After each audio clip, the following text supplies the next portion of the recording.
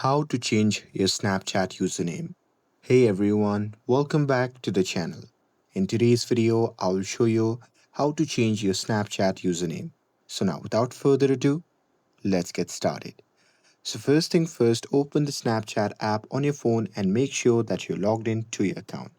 And now here, once you are inside the app, just tap on the profile icon which can be seen in the top left corner of the screen. And now here, once you are in a profile section, just tap on the gear icon which can be seen in the top right corner of the screen. And now here, once you are in the settings section, just tap on your name at the top.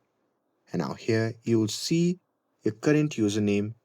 So here you can just tap on the text bar and simply delete your username and update the new one. And here, once you are done with it, you simply have to tap on save and the new name will be updated automatically.